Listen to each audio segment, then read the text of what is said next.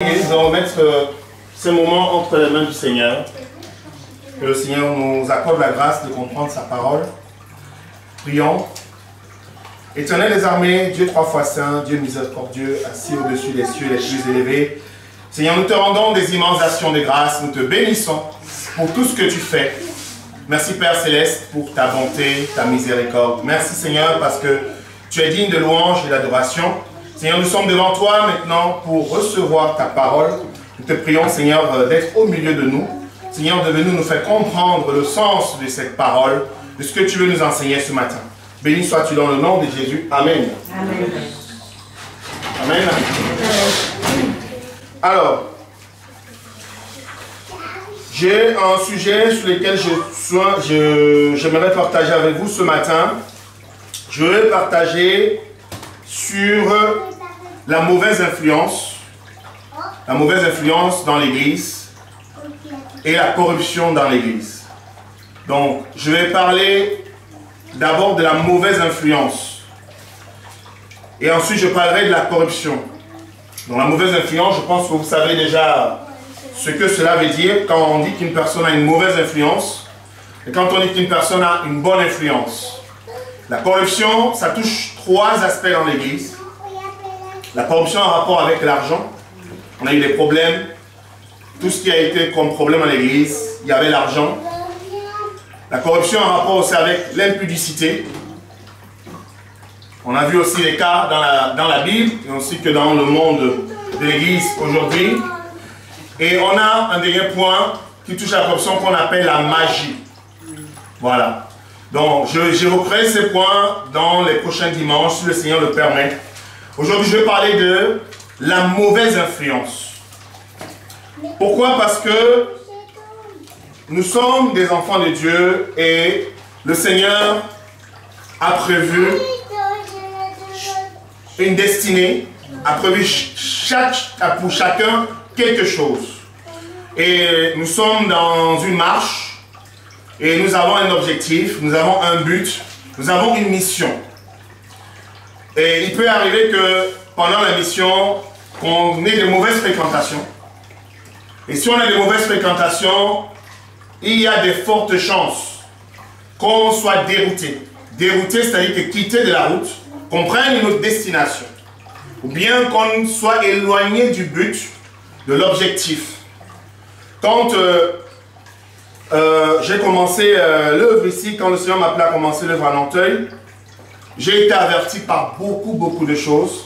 Pourquoi? Parce qu'avant, j'ai collaboré avec beaucoup de pasteurs. J'ai été dans beaucoup d'églises et j'ai vu ce qui n'allait pas. Et aujourd'hui, nous allons évoquer des points. Et ces points, pourquoi? Parce que ça va être pour vous des sortes de mise en garde. Quand on dit mise en garde, ça dit qu'il y a des alertes. C'est seulement des choses que vous savez déjà, mais ça va être certainement des rappels. Vous allez peut-être découvrir d'autres choses qui sont très importantes. Des choses à éviter quand on est un enfant de Dieu. Alors, je vais introduire dans Galates chapitre 2, versets 1 à 5. Il est écrit dans la parole de Dieu. 14 ans après, je montai de nouveau à Jérusalem avec Barnabas, ayant pris Tite avec moi. Et ce fut d'après une révélation que j'ai monté. Je leur exposais l'évangile que je prêchais parmi les païens. Je l'exposais en particulier à ceux qui sont les plus considérés, c'est-à-dire que les trois piliers, Pierre, Jean et Jacques. Afin de ne pas courir ou avoir couru en vain. Mais Tite, qui était avec moi et qui était grec, donc un païen qui n'est pas un juif, ne fut même pas contraint de se faire circoncire. Et cela à cause des faux frères qui s'étaient furtivement introduits et glissés parmi nous pour épier la liberté que nous avons en Jésus-Christ.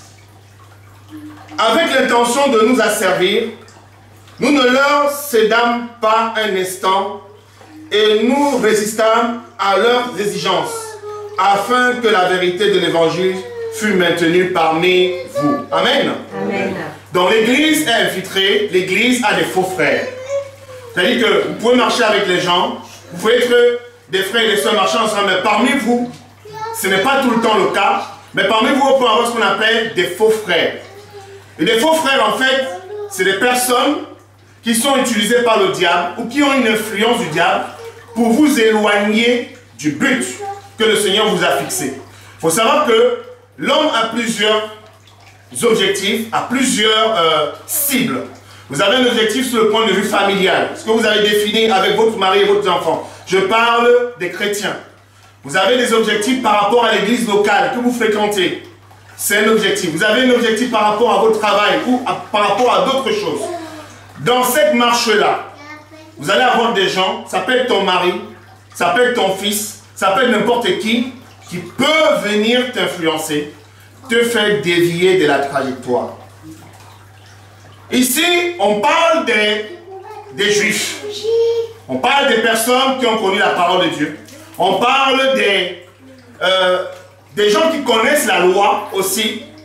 Mais Paul étant appelé à prêcher aux païens. Il faut savoir que si les Juifs avaient reçu l'évangile, nous, on n'aurait pas reçu l'évangile. Donc, ils ont rejeté l'évangile pour que nous, les païens, nous recevions l'évangile. Or, le travail est en train d'être fait aujourd'hui dans les nations. Nous qui sommes des nations, le moment viendra où le temps des nations sera terminé. Le Seigneur va se retourner vers les Juifs. Et il va se remontrer à nouveau pour se manifester à eux. Donc, c'est le temps pour nous les nations de profiter. Et c'est pour cela que Paul dit ici que nous avons une liberté en Jésus-Christ. Amen. Amen. Et que quelqu'un ne doit pas venir nous juger. Dès le moment où nous restons conformes à la parole de Dieu, ni ton pasteur, ni je ne sais quel que soit son titre, ne doit venir te dire le contraire de ce que Dieu a prévu pour toi. Amen. Et pour cela, vous devez connaître la parole de Dieu. Je le dis pourquoi? Parce que on ne sait pas ce que nous allons devenir demain. Il y a des mouvements aujourd'hui, il y en a qui voyagent, il y en a qui déménagent, ainsi de suite. Vous partez dans une autre église, celui qui est le responsable de l'église, c'est le pasteur. Alors, le pasteur, lui, comme je vais dire, il aura une façon d'enseigner la parole de Dieu. Mais le pasteur, ce n'est pas son église. Si toi qui connais la parole de Dieu, si tu es éclairé par la parole de Dieu, si tu vois qu'il enseigne par quelque chose qui est conforme à la parole de Dieu, si tu es dans cette assemblée, parce que tu fais partie des membres de cette assemblée, tu dois voir le pasteur. Tu dis, pasteur, ce que tu enseignes n'est pas conforme. Alors il y aura deux choses. Soit, si c'est quelqu'un de humble, il va t'écouter, il va dire, ok, ma soeur, tu as raison, mon frère, tu as raison, je change. Soit c'est quelqu'un de très orgueilleux, il va te dire que c'est moi qui commande ici. Soit tu fais comme tout le monde, soit tu t'en vas. Donc on te met un choix. Soit tu restes, soit tu t'en vas. Alors, il y a une chose. Ne restez pas dans des endroits où vous n'êtes pas à l'aise. Vous avez compris? Là, j'enseigne ces choses. Pourquoi? Parce que le Seigneur m'a amené à enseigner la parole de Dieu de manière authentique. Nous sommes ici un groupe. Nous allons peut-être grandir et nous allons peut-être encore nous disperser. L'essentiel, c'est quoi? C'est que vous ayez la parole de Dieu en vous. De telle sorte que quand vous irez, partout où vous irez, vous avez la vérité. Amen. Amen. Parce que c'est la parole de Dieu qui doit véhiculer. Demain, vous êtes aux États-Unis, ou vous êtes au Canada, vous retournez en Afrique, vous avez toujours la parole de Dieu dans vos cœurs. Amen. Amen. La parole de Dieu doit être la trace. Nous allons voir quelque chose, on a trois personnes qui influencent dans l'église. On a les personnes extérieures. On a les brebis. Et on a des pasteurs eux-mêmes. Je dis bien, on a trois personnes qui influencent dans l'église. On a les personnes extérieures. On a les brebis. Et on a les pasteurs. Il faut savoir que quand une église ne marche pas, ou quand ça n'évolue pas, ou quand il y a des problèmes, ce n'est pas que la faute des pasteurs. Parce que si un pasteur tombe dans la corruption, s'il a toujours des gens qui sont là pour l'écouter, ça fait avancer le business. Vous avez compris. Donc, on a tous des responsabilités dans l'église. Nous allons voir un cas. Vous allez peut-être être étonné, mais c'est écrit dans la Bible. Vous allez voir que ce n'est pas facile de prêcher la parole de Dieu et de toujours l'observer. Et qu'on peut être exposé, on peut tomber dans les pièges. Je vais commencer par des leaders. Je vous dis, je vous parle de quelqu'un qui a été très influencé, quelqu'un qui était très fort dans la parole de Dieu, quelqu'un qui maîtrisait la parole de Dieu, quelqu'un par qui aujourd'hui l'église est fondée. Cette personne s'appelle Paul. Et Paul a été influencé un moment dans sa vie. Nous allons le lire dans Actes des Apôtres chapitre 21, du verset 15 à 28. Après ces jours-là, nous fîmes nos préparatifs et nous montâmes à Jérusalem, le siège. Jérusalem qui est le siège où étaient les apôtres les plus considérés. Quelques disciples de Césarée vinrent aussi avec nous et nous conduisirent chez un nommé Nasson de l'île de Chypre, ancien disciple chez qui nous devions loger. Lorsque nous arrivâmes à Jérusalem, les frères nous reçurent avec joie. Le lendemain, Paul se rendit avec nous chez Jacques, et tous les anciens s'y réunirent. Après les avoir salués, il raconta en détail ce que Dieu avait fait au milieu des païens par son ministère.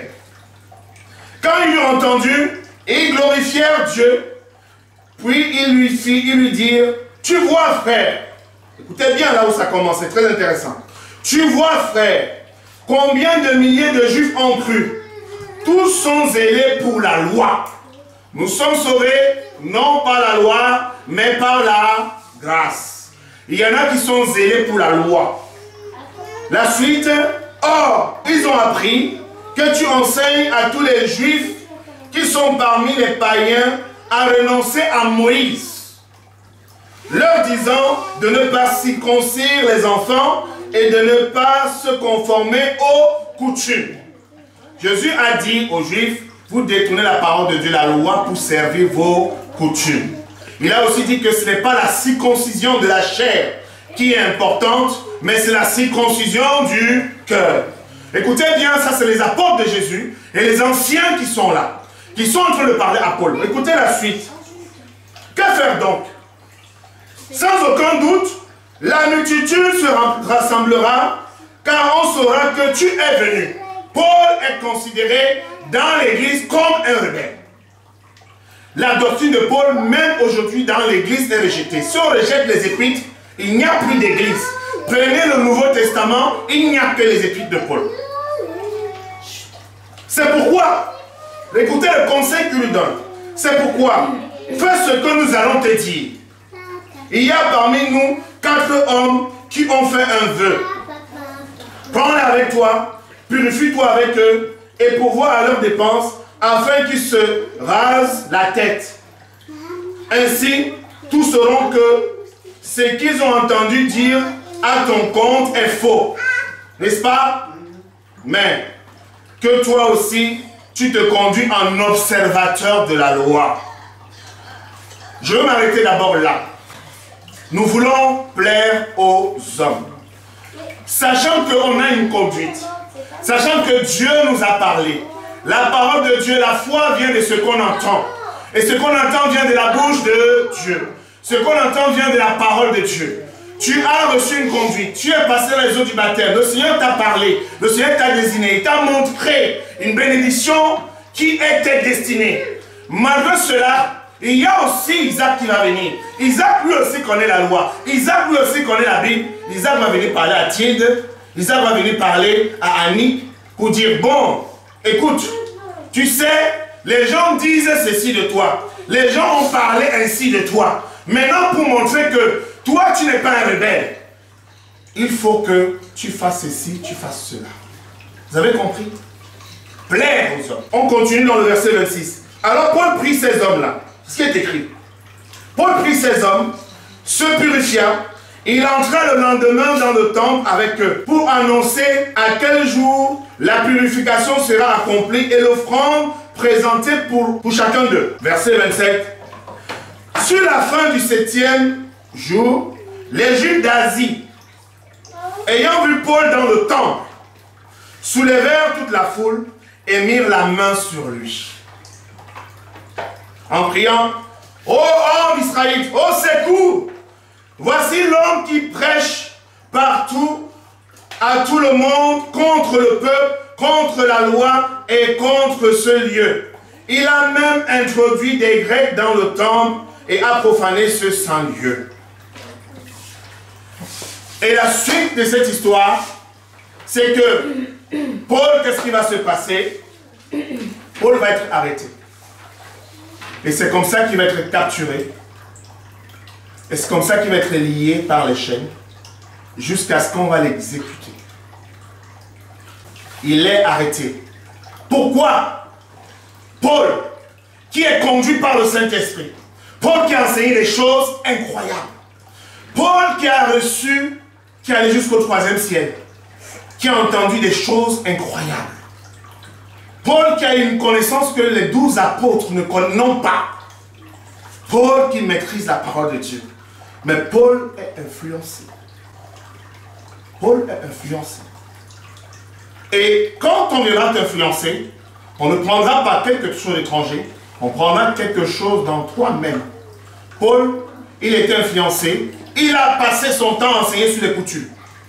Des coutumes ne sont pas des bonnes choses, des traditions ne sont pas des bonnes choses, n'observez pas la loi, Jésus-Christ est l'accomplissement de la loi, celui qui se circoncit, qui sache qu'il est tenu d'observer toute la loi, il a enseigné toutes ces choses, il a enseigné, il a dit, il a écrit. Lisez les épîtres. Quand vous lisez les épîtres de Paul, vous avez l'impression que vous êtes un pécheur, que vous ne serez jamais sauvé. C'est dur. Il n'y a pas un apôtre qui a écrit comme lui, il est dur dans ses enseignements. Mais c'est ces enseignements qui sont nécessaires pour le salut.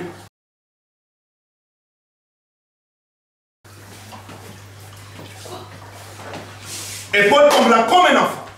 Pourquoi? Parce que il est à Jérusalem. Parce qu'il a en lui, quelque part, Paul c'est un juif qui s'est converti, qui va prêcher aux païens. Il arrive à Jérusalem. Il rencontre des hautes personnalités, des Pierre, les Jean, les Jacques, qui sont là. Et il est influencé. On lui donne des conseils. Il écoute. Le trafic d'influence, la mauvaise influence, ça commence déjà par les pasteurs. Beaucoup de pasteurs ont perdu leur onction. Pourquoi? Parce que ils ont été influencés par d'autres pasteurs. Parce que tel a dit, voilà comment je fais dans mon église. Il faut que tu fasses comme ça, ça va marcher. Ils ne consultent pas la parole de Dieu. Ils ne regardent pas ce que Dieu a dit. Je vous l'ai dit la dernière fois, comme je l'ai dit à la lecture biblique. Je suis une personne comme vous. Le Seigneur m'a mis juste là pour enseigner la parole de Dieu. C'est la seule différence. Mais je suis identique. Et tout ce que je dois dire, tout ce que je dois faire, doit venir du Seigneur. Amen. Amen. Il n'y a rien qui vient d'Isaac. Tout vient de Dieu. Si quelque chose est contraire, si quelque chose n'est pas bon, vous me dites. Si vous êtes sûr que le Seigneur vous a parlé, vous me dites. Et ça, frère Isaac, c'est pas bon. Le trafic d'influence. J'ai connu dans les églises où un pasteur, quand il avait la révélation, dans une église collégiale, il y a plusieurs pasteurs. S'il ne fait pas comme les autres, on le met à l'écart. On ne te met plus dans le programme. Surtout, ça ne se fait pas dans les grandes églises. Tu ne prêches plus. On ne te voit plus prêcher. Tu ne fais plus ça. Et tu deviens frustré. Tu as deux solutions. Soit tu fais ce que le pasteur principal demande de faire. Si tu fais ce que le pasteur principal demande de faire, même s'il est dans la corruption, tu fais, tu es son ami. Mais comme ça, tous les deux, vous tombez dans le trou. Vous tous, vous tombez dedans. Mais si tu es éclairé, comme Joël, comme beaucoup d'autres apôtres, et comme beaucoup d'autres prophètes, si tu es éclairé, tu te mets à l'écart. Mais sache que tu seras persécuté. Quand tu es persécuté, quand tu es mis à l'écart, on ne te laisse plus prêcher, on ne te laisse plus parler, tu es frustré. Tu te dis, maintenant Seigneur, qu'est-ce que je fais? Je vais mourir. Mais sache une chose, c'est que le Seigneur a destiné pour toi. Le chemin qu'il a tracé pour toi, personne ne peut t'enlever dessus si tu fixes ton regard sur le Seigneur Jésus. Parce que c'est à toi que Dieu a parlé. Ce n'est pas à moi, c'est à toi qu'il a parlé. C'est à toi qu'il a montré. C'est tu as vu. Ce que tu as vu, c'est ce que tu as vu. Et tu es sûr que le Seigneur t'a parlé. C'est la foi. Tu marches selon la foi. Amen. Amen. Nous marchons selon la foi et selon l'Esprit de Dieu. Amen. C'est le premier point. Donc, on a une influence ici. Nous allons prendre une deuxième influence. Je parlais maintenant des brebis, sur leur leader.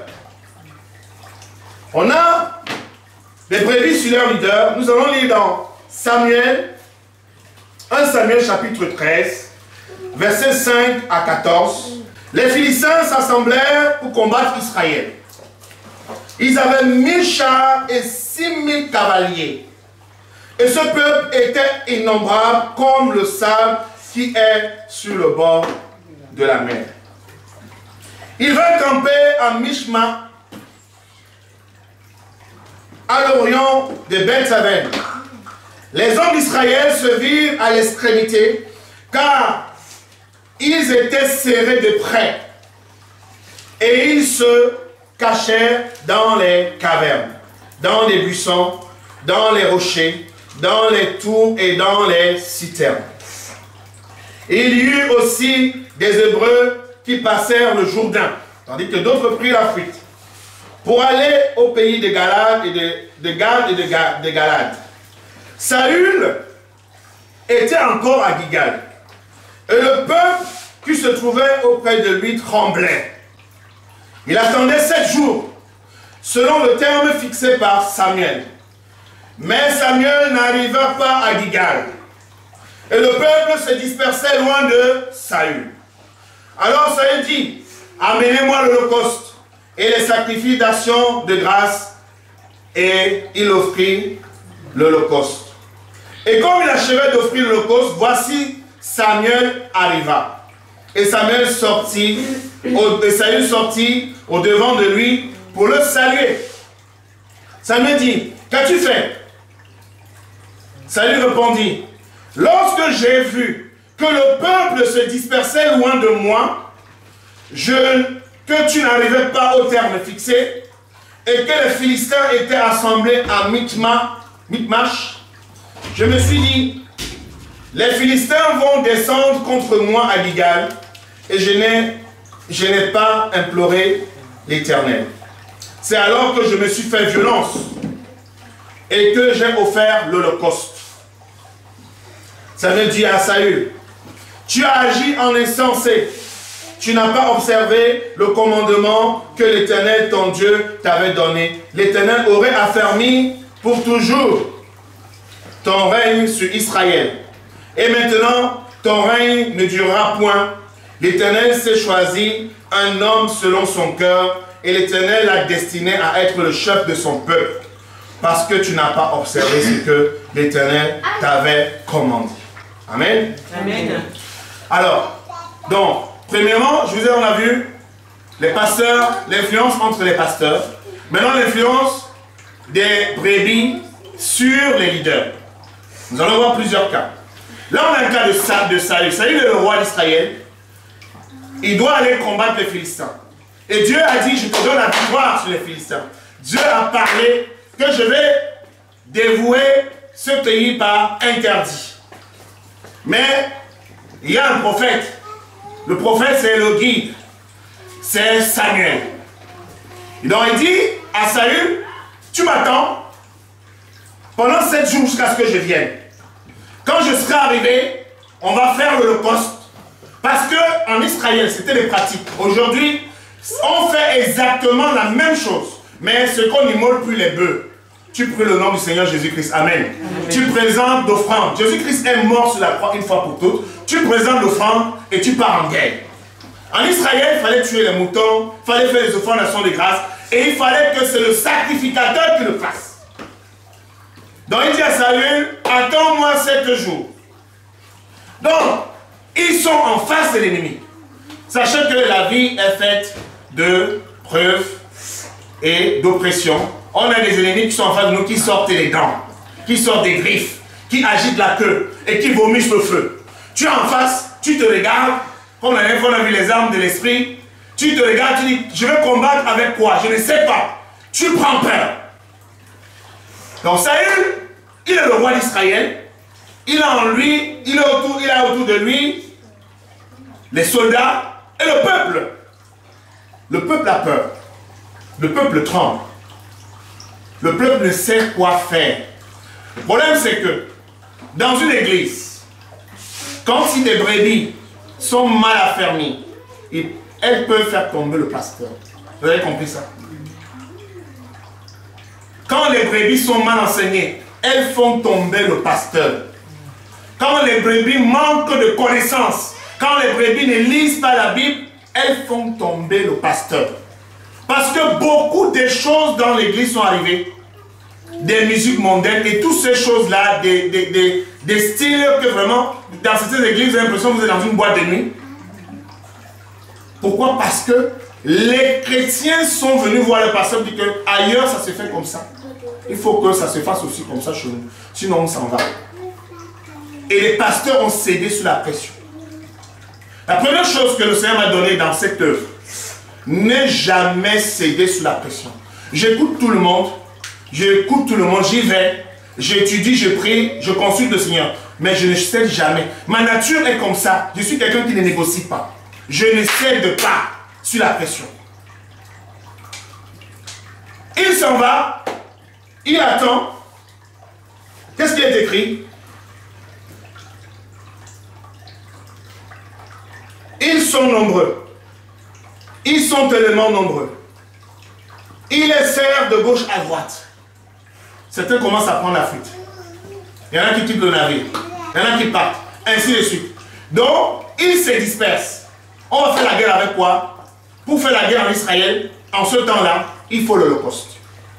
Tu ne peux pas partir sans l'Holocauste. C'est comme un chrétien qui va combattre sans avoir prié.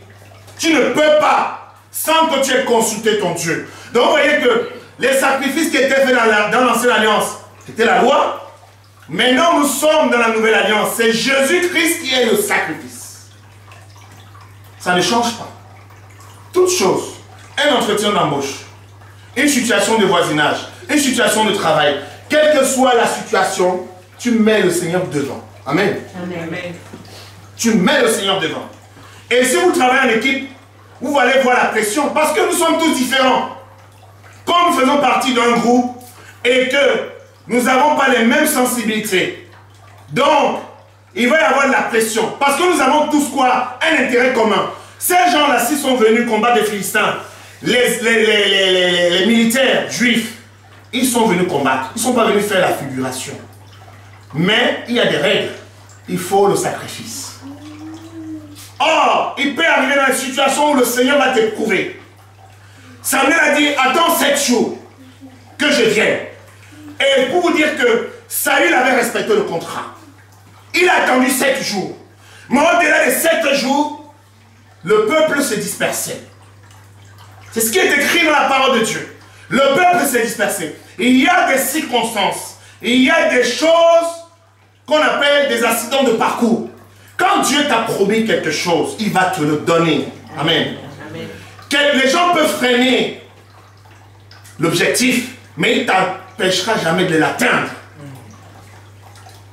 Les gens peuvent freiner l'objectif. Quelqu'un peut freiner que tu n'aies pas le travail. Quelqu'un peut freiner que tu n'aies pas ta maison. Quelqu'un peut freiner, je parle des choses matérielles, parce que ça nous intéresse aussi. Quelqu'un peut freiner que tu n'aies pas un enfant. Les gens peuvent freiner votre bonheur. Mais si Dieu a prévu, tu atteindras le but. Amen. Il n'a pas attendu. Et qu'est-ce qui se passe? L'importance de la guerre, de la victoire, ce n'était pas Saül. C'était le peuple de Dieu. Amen. Amen. Comme il a échoué, le but, ce n'était pas de couronner Saül. Le but, c'était de vaincre l'ennemi, les Philistins. Amen. Amen. Et comme il n'a pas été à la hauteur, il n'a pas attendu. Le Seigneur veut des hommes et des femmes de hauteur. Tu es capable d'attendre. Tu es capable d'être là et attendre. Et ce qui s'est passé, il a attendu. Il a rempli le contrat 7 jours. Dans le monde, Saül, on ne l'aurait pas condamné. Parce qu'il a attendu 7 jours. Mais au-delà des 7 jours, voyant les gens partir, quitter la barque, le laisser seul, il a dit, mince, je vais rester seul ici. Il faut que j'écoute ces gens. Je vais faire ce qu'ils sont en train de me demander de faire. amenez-moi l'holocauste et le sacrifice. Et au moment où il achevait, c'est là où Samuel est arrivé. Amen. Amen. Il y a des moments comme ça, quand Satan veut te distraire. Résiste. La Bible dit que résistez Satan. Résistez jusqu'au bout. La victoire, ceux qui seront couronnés, c'est ceux qui auront combattu. Amen. Ce n'est pas facile. La foi chrétienne n'est pas facile. La foi chrétienne est dure. Moi, j'ai des combats. Que si je commence à vous dire ce que j'ai vu comme combat, je vous remplis la tête. Vous allez peut-être partir en courant. Mais je sais que je dois combattre, je dois tenir. Parce que le Seigneur m'a donné un ministère. Le Seigneur m'a donné un objectif. Et il faut que j'atteigne cet objectif. Et il sait que si je suis dans mon cœur, je suis disposé. Son Saint-Esprit va m'aider à résister. Et qu'est-ce qui s'est passé? C'est qu'est-ce que tu as fait? Tu as agi à l'insensé. Pourquoi ne m'as-tu pas attendu? J'ai vu les gens partir par-ci par-là. J'ai eu peur qu'ils allaient s'éloigner de moi. J'ai fait le sacrifice. Combien de fois nous sommes influencés négativement dans notre vie? Je vous ai dit qu'on a plusieurs vies. Je ne parle pas comme des Chinois où je vous parle de je ne sais pas quoi, du bouddhisme. Quand je dis qu'on a plusieurs vies, on a une vie dans l'église, on a une vie chez soi, on a une vie de travail, chez les amis. Et dans tout cela, Dieu doit conduire chaque chose. Un enfant de Dieu n'est pas quelque part au hasard. Tu es là pour une bénédiction. Amen. Amen. Et quand tu es là pour cette bénédiction, il faut que tu te laisses conduire dans le but de la bénédiction pour qu'elle arrive, que tu bénisses les autres et que tu sois aussi béni. Amen. Amen. On a un autre cas. Là, cette fois-ci, c'est Marie qui met la pression sur Jésus. C'est des choses incroyables. Là, c'est les noces de Cana. Jean chapitre 2, verset 1 à 4. 3 jours après, il y eut des noces à Cana, en Galilée. La mère de Jésus était là.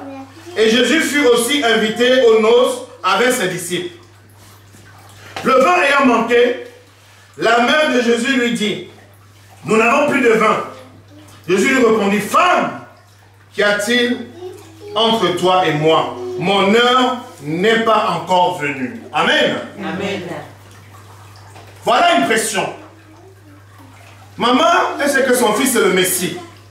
Ils sont dans une fête. Si vous avez un enfant qui est doué, qui sait faire plein de choses, vous l'avez quelque part, il devient un passe-partout, une clé qui ouvre tout. Donc on veut l'utiliser quand on a envie. Et ma copine là, mon fils que tu vois là, c'est un beau mécanicien. Mon fils que tu vois là, il sait faire les maths. Et il peut même faire les cours, les leçons à vous tous.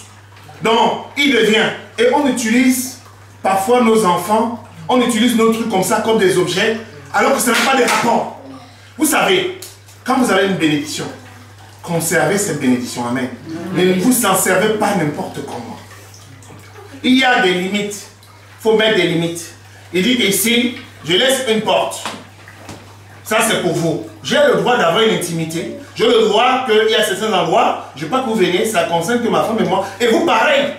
C'est comme ça. C'est parce que quand on est une église, que vous allez amener votre mari quelque part, ou votre enfant quelque part, qui a un don, et vous allez l'exploiter. Jésus appelle sa mère femme. Il n'a pas dit mère. Il est en train de mettre une distance. Il n'a pas dit mère. Parce que Marie était sa mère. Comprenez? En Israël, quand un homme, quand une femme vient parler, c'est-à-dire qu'une femme ne parle pas comme ça à un homme directement. Donc quand une femme vient demander quelque chose à un homme sous forme d'une autorité ou lui demander de faire, d'exécuter quelque chose, l'homme ne dit plus madame ou mon époux, il dit femme. Il met la différence. Qu'est-ce qu'il y a entre toi et moi? Vous avez compris? Et là, Jésus-Christ, il dit, attends, je suis le Fils de Dieu. Amen. Amen. Tu n'as pas le droit de venir me dire ce que j'ai fait. C'est pour ça qu'il dit, là, à la fin, mon heure n'est pas encore venue. Quand tu es un enfant de Dieu, tu dois te comporter comme un fils de Dieu. Tu dois te comporter comme une fille de Dieu. Les gens n'ont pas à te dicter une conduite. Ils n'ont pas à te dire, fais-nous un miracle, fais-nous ceci, montre-nous que tu peux. On n'est pas là pour plaire aux gens. Je vous ai dit que c'est le message de ce matin. Quoi que tu ailles où demain, garde ce message. Tu en auras besoin. Et il y a trop de mauvaises influences dans l'église. Et tant que tu auras la parole de Dieu dans ton cœur, tu vivras en paix. Ton pasteur va te respecter. Il ne va pas te prendre comme certains là, quand on touche tombe. Certains qui, je ne sais pas, on les manipule. Dans l'église, on saura que celle-là, on ne peut pas s'amuser avec elle. Parce qu'elle connaît sa parole, elle connaît la Bible. Elle lit la parole de Dieu. On a un autre cas. Cette fois-ci, c'est le cas de Pierre. C'est dans Matthieu chapitre 16, versets 21 à 24. Il est écrit dans la parole de Dieu, Matthieu chapitre 16, versets 21 à 24. Dès lors, Jésus commença à faire connaître à ses disciples qu'il fallait qu'il allât à Jérusalem, qu'il souffrit beaucoup de la part des anciens, des principaux sacrificateurs et des scribes, qu'il fut mis à mort et qu'il ressuscita au 3e jour. Pierre, l'ayant pris à part, s'est mis à le reprendre et dit: ah, Dieu le plaît, Seigneur, cela ne t'arrivera pas. Mais Jésus, se retournant, dit à Pierre: arrière de moi, Satan, tu mets en scandale, car tes pensées ne sont pas les pensées de Dieu. Amen. Amen. Mais celles des hommes. Alors Jésus dit à ses disciples: si quelqu'un veut venir à moi, qu'il renonce à lui-même et qu'il se charge de sa croix et qu'il me suive. Amen. Amen. Voilà. Voilà autre chose. Jésus ne supplie pas les gens. Il ne dit pas que pardon, venez. Il dit que si quelqu'un veut me suivre, qu'il renonce à lui-même. Je vais être comme Jésus. Je vais être à son image, à sa ressemblance. Amen. Amen. Tu dois être à son image, à sa ressemblance. Tu ne dois pas supplier les gens. Quand tu marches avec les gens, c'est parce que tu veux marcher avec eux. Quand tu ne veux plus marcher avec eux, je ne viens plus. Je ne marche plus avec vous parce que je ne veux plus marcher avec vous. Vous avez compris? Il faut imposer les choix. Il faut être des hommes de caractère. Il faut être des femmes de caractère. Amen. Amen. Et ici, Pierre qui est le leader. Voilà maintenant la brebis qui influence le leader. On a le cas de Saül. On a le cas de la mère de Jésus. On a le cas de Pierre qui est un leader. Qui est supposé connaître la parole de Dieu. Je vous dis que ce n'est pas parce que c'est un chrétien qui est baptisé du Saint-Esprit qu'il ne peut pas te donner des mauvais conseils. Si Jésus-Christ avait écouté le leader qui était Pierre, on ne serait pas là aujourd'hui. Il ne serait pas mort. Parce que Pierre est en train de dire à Jésus que oh, n'y va pas Seigneur, que cela ne plaise à Dieu, n'y va pas. Tu ne mourras pas. Mais Jésus qui est Dieu, qui connaît les pensées, il s'est retourné, il ne s'est pas adressé à Pierre. Amen. Amen. Il s'est adressé à Satan. Amen. Il dit que Satan, arrière de moi Satan. Tes pensées ne sont pas les pensées de Dieu, mais les pensées des hommes. Amen. Amen. Et il y a des situations sur lesquelles, quand tu es en face de toi des situations, tu ne dois pas t'adresser à la personne, mais tu dois t'adresser à l'esprit qui est derrière. Amen. Il ne faut pas en vouloir à ta soeur, à Timmy, à Thé, à ton mari, à tes enfants. Tu dois avoir l'esprit du discernement. On est en train de parler, dans l'étude biblique, on parle des dons de l'esprit. Le discernement des esprits. Jésus-Christ était Dieu plein. Donc, il était prophète, il parlait en langue, il avait tout ça, et il pouvait discerner les esprits. Il a vu que non, ça c'est pas Pierre qui parle, c'est Satan qui est derrière, et qui sait que je suis en train d'aller le vaincre. Amen. Jésus-Christ a vaincu Satan sur la croix. Nous, on a des gens comme ça, qui empêchent, pour vous empêcher d'aller dans le but. La croix porte la croix. Jésus-Christ a dit, je n'ai personne pour m'aider, je n'ai personne pour me soutenir. Quand il était dans le jardin de Gethsémani, ils dormaient tous, il était seul. Et c'est ça. On va finir par les personnes extérieures. Les personnes extérieures, ça on va trouver ça dans Matthieu, chapitre 9, versets 14 à 15. Donc on a vu que les pasteurs s'influencent entre eux. On a vu que les brebis influencent les leaders. On va voir que on a aussi de l'influence venant de l'extérieur. Matthieu chapitre 9, versets 14 à 15. Alors les disciples de Jean vinrent auprès de Jésus et dirent: pourquoi nous et les pharisiens jeûnons-nous, tandis que tes disciples ne jeûnent point? Jésus leur répondit: les amis de l'époux peuvent-ils s'affliger pendant que l'époux est avec eux? Les jours viendront où l'époux leur seront enlevés. Alors ils jeûneront. Amen. Amen. Alors ici, ce n'est pas Jean. On parle des disciples de Jean, n'est-ce pas? Jean, lui, il connaît la parole. Mais ce sont ses disciples qui viennent voir Jésus pour lui dire que, mais nous jeûnons. Et même les pharisiens jeûnent. Mais toi, tes disciples ne jeûnent pas. D'ailleurs, quand ils mangent, ils ne se lavent pas les mains. Tout ça là. Non, on critique Jésus. Jésus dit que je suis le Tout-Puissant. Amen. J'ai toutes choses. Depuis quand on est dans une fête et les gens jeûnent, il dit que tant que je suis là, c'est la fête. Amen. Amen. Il a dit ça. Il dit que mais le moment viendra, quand je serai enlevé, ils vont jeûner. Amen. Et qu'est-ce qui se passe? Ce sont les disciples de gens qui viennent. Mais ils sont sur quoi? Ils sont sous la loi. Ils sont sous la loi des pharisiens. Ils sont sous la loi des sadduciens. Et ils viennent voir Jésus qui est le maître, qui va accomplir toutes choses, sachant que Jean-Baptiste était le dernier prophète de l'Ancien Testament. Et Jean-Baptiste doit disparaître. Parce qu'on ne peut pas avoir deux chefs sur le même cours. Quand tu as un pasteur, ou quand tu as celui qui t'enseigne la parole, s'il est sous la loi, il va t'imbiber de l'esprit de la loi. Vous avez compris? Et donc ça fait que, quand tu vas croiser d'autres chrétiens qui connaissent vraiment la parole, vous allez être dans l'embrouille. Toi, tu vas passer avec ton pasteur qui te parle des alliances, tout le temps, il va dire que tu veux faire une alliance avec moi, moi j'ai prié pour toi pour que ça monte vers le ciel. Donc, il te prend, il te cerne comme ça.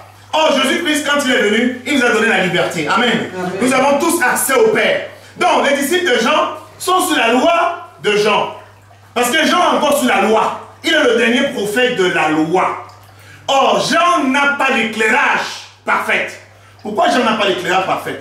Quand Jean est saisi, parce qu'il avait mal parlé d'Hérode, parce qu'il avait pris la femme de son frère, il est saisi. On le met en prison. Il tremble, parce qu'il sait qu'on va le tuer. Il envoie des gens dire à Jésus: est-ce que tu es celui qui doit venir? Alors qu'il a baptisé.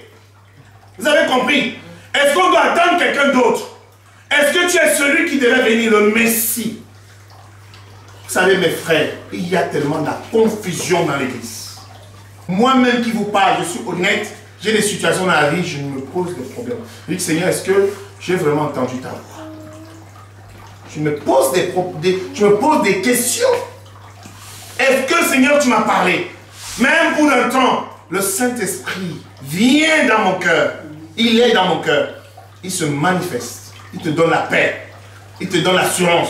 C'est vraiment ce que j'ai. Mais il faut que tu soutiennes. Il faut que tu attendes. Il faut que tu patientes. Amen. Amen. Attends. Quand Jésus entend ça, les disciples qui le voient disent que Jean nous a envoyé te demander que es-tu celui qui devait venir? Es-tu le Messie ou nous devons attendre quelqu'un d'autre? Es-tu le Messie ou nous devons attendre quelqu'un d'autre?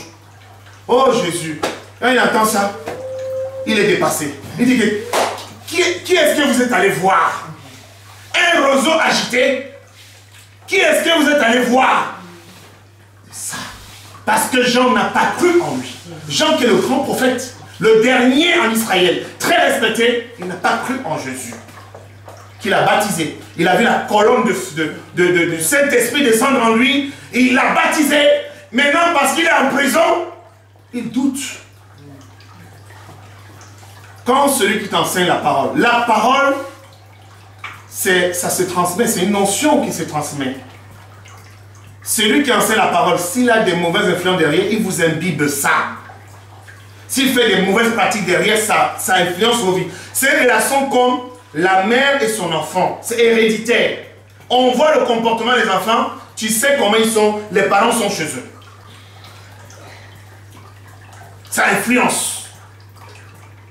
C'est pour cela que Jésus-Christ est venu nous retirer ça. N'appelez plus personne sur la terre Père. Vous avez compris? Il a déchiré ça.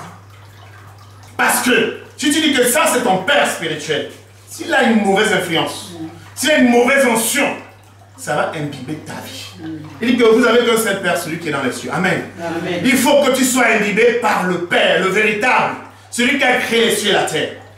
Le reste là des pasteurs, ce sont des serviteurs. Ils passent. Ils sont là pour nourrir le peuple de Dieu. Ce n'est pas le plus important. Le pasteur n'est pas la personne la plus importante dans une bergerie. La personne la plus importante dans une bergerie, c'est la brebis. C'est la brebis. Celle qui reçoit la parole. Et le pasteur doit se soumettre à la parole de Dieu. Il doit être tremblant quand il amène la parole de Dieu à la brebis. Il doit l'amener de la façon la plus authentique que possible. Alléluia. Amen. Les trois personnes que je vous ai présentées ce matin. Donc, on a les pasteurs qui s'influencent entre eux. On a les brebis qui influencent les pasteurs ou les leaders qui sont prêts à faire tout pour plaire aux brebis sans consulter le Seigneur. Et on a des personnes extérieures qui n'ont aucune expérience de la parole de Dieu, mais qui vont venir vous dire ce que vous devez faire. Amen. J'espère que cette parole a touché vos cœurs ce matin. Nous allons prier. Je vous invite à baisser la tête. Nous allons prier. Seigneur Dieu Tout-Puissant, tes paroles sont esprit et vie. Tes paroles sont oui et amen. Merci Seigneur parce que j'ai premièrement reçu cette parole dans mon cœur ce matin.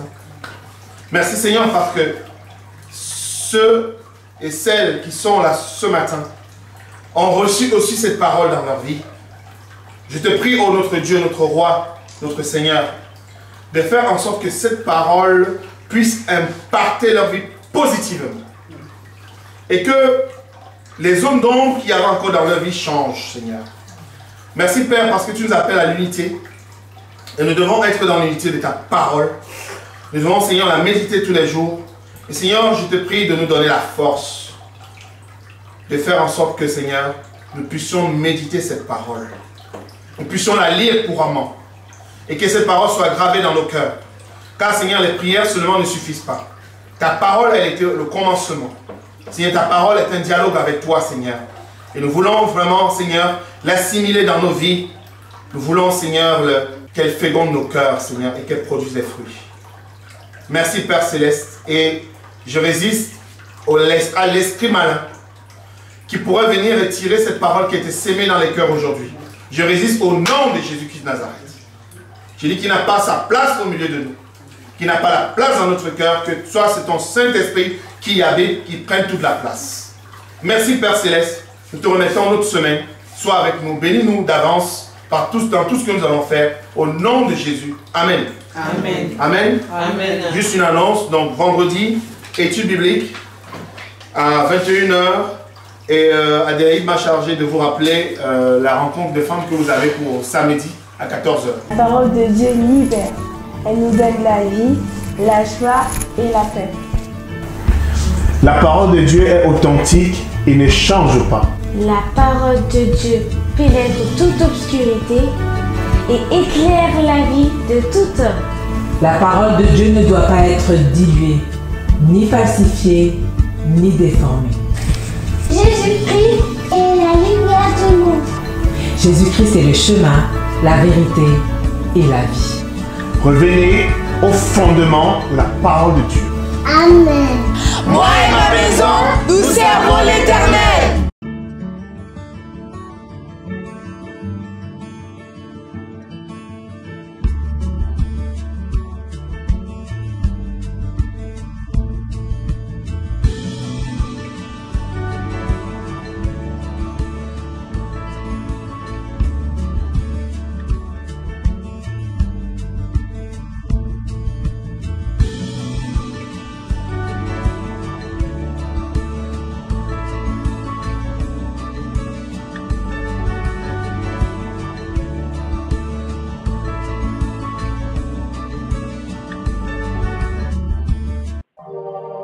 Le chant de Dieu, la semence authentique et originelle.